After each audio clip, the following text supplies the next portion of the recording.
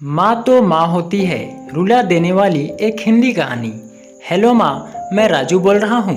कैसी हो माँ? मैं ठीक हूँ बेटे। ये बताओ तुम और बहू दोनों कैसे हो? हम दोनों ठीक है माँ, आपकी बहुत याद आती है। अच्छा सुनो माँ, मैं अगले महीने इंडिया आ रहा हूँ तुम्हें लेने, क्या? हाँ माँ, अब हम सब साथ ही रहेंगे। नीतू कह रही थी माँ जी को अमेरिका ले आओ, वहाँ अकेली बहुत परेशान हो रही होगी। हेलो, सुन रही हो माँ? हाँ हाँ बेटे। बूढ़ी आंखों से खुशी की अश्रुधारा बह निकली। बेटे और बहू का प्यार नस नस में दौड़ने लगा। जीवन के 70 साल गुजर चुकी सावित्री ने जल्दी से अपने पल्लू से आंसू पोंछे और बेटे से बात करने लगी। पूरे 2 साल बाद बेटा घर आ रहा था। बूढ़ी सावित्री ने मोहल्ले भर में दौड़कर ये खबर सबको सुना दी। सभी खुश थे कि चलो बुढ़ापा चैन से बेटे और बहू के साथ गुजर जाएगा। राजू अकेला आया था। उसने कहा कि माँ, हमें जल्दी ही वापस जाना है, इसलिए जो भी रुपया पैसा किसी से लेना है वो लेकर रख लो, और तब तक मैं किसी प्रॉपर्टी डीलर से मकान की बात करता हूँ। मकान? माँ ने पूछा। हाँ माँ, अब ये मकान बेचना पड़ेगा, वरना कौन इसकी देखभाल करेगा? हम सब तो अब अमेरिका में ही रहेंगे। बूढ़ी आंखों ने मकान के कोने कोने को ऐसे निहारा जैसे किसी अबोध बच्चे को सहला रही हो।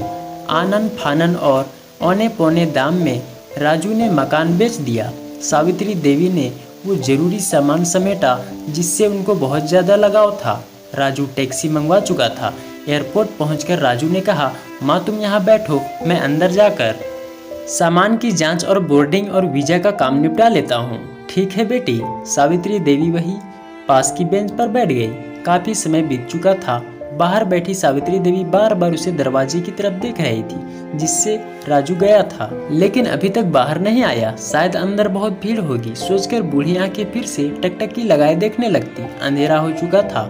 एयरपोर्ट के बाहर गहमा गहमी हो कम हो चुकी थी।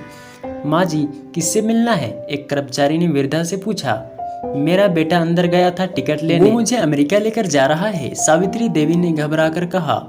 लेकिन अंदर तो कोई पैसेंजर नहीं। अमेरिका जाने वाली फ्लाइट तो दोपहर में ही चली गई। क्या नाम था आपके बेटे का? कर्मचारी ने सवाल किया। अरे राजू। सावित्री के मुंह पे चिंता की लकीरें उभर आई। कर्मचारी अंदर गया और कुछ देर बाद बाहर आकर बोला, माँ जी, आपका बेटा राजू तो अमेरिका जाने वाली फ्लाइट से कब का जा चुका। क्या? वृद्धा की आंखों से आंसुओं का सैलाब फूट पड़ा। बूढ़ी माँ का रोम रोम कांप उठा। किसी तरह वापस घर पहुंची तो अब बिक चुका था घर भी। रात में घर के बाहर चबूतरे पर ही सो गई। सुबह हुई तो दयालु मकान मालिक ने एक कमरा रहने को दे दिया। पति की पेंशन से घर का किराया और खाने का काम चलने लगा। समय गुजरने लगा। एक दिन मकान मालिक ने वृद्धा से पूछा, माँ जी, क्यों नहीं आप अपने किसी रिश्तेदार के यहाँ चली जाए? अब आपकी उम्र भी बहुत हो गई, अकेली कब तक रह पाएंगी? हाँ, चली तो जाऊं, लेकिन कल को मेरा बेटा आया तो यहाँ फिर कौन उसका ख्याल रखेगा? आंख से आंसू आने लग गए। दोस्तों, विनती, माँ बाप का दिल कभी मत दुखाना।